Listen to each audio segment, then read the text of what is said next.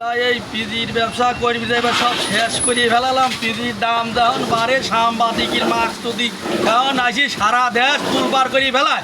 এখন পিজির দাম নাই, এখন সাংবাদিক নাই। এখন সাংবাদিকরা কি মরেছে নাকি? তারা এখন আসি কইবা না পিজির দাম নাই, কইবা না বাড়াইতে পারে না পিজির দাম।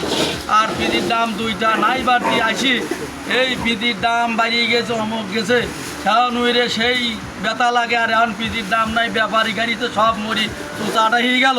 এখন দেখতেছে না, এখন সহি করতেছে না।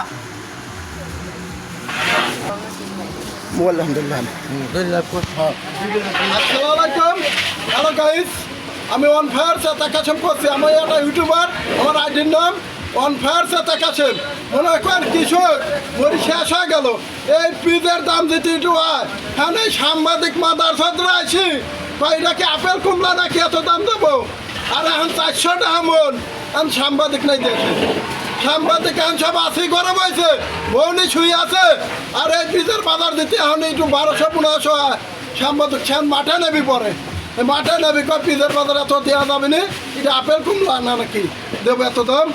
আর এই কৃষক তার দেওয়ার কাছে অনুরোধ আমাদের, এই পিজের বাজার আপনি 500 টাকা মন করে দেন।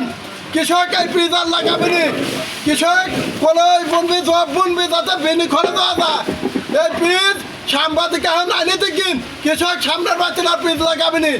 পিজ আপনার যদি কৃষকের বাঁচাচ্ছেন তাহলে 3000 টাকা মন করে দেওয়া লাগবে এক সপ্তাহের ভিতর, তাহলে কৃষক বাঁচবে। আপনার কৃষক বাঁচতেছে না, আপনার 3 অনুরোধ তারিখ দিয়ে ভাই পিজ আপনার 4000 টাকা 3000 টাকা মন আইন দেন। পিজটা এবার পচে গেছে, আমার 2000 মন পিজ একসঙ্গে থইছিলাম, পচে এখন মনে হয় 1000 মন হয় না ঠিক করে পারে। এইসব পিজ ভর্তিছে এই ভাইদের নিয়ে পিজ মনে করেন শেষ। এই সাংবাদিক মাদার সাথে নাই যাচ্ছে, সাংবাদিক আনু দাও। আর যেতে একটু দাম বাড়ে সান বেটা সালার আইসি কয় এটা আপেল কমলা রাখি ওর বাপের ঘরের টাকা লাগাই ওকে লাগাই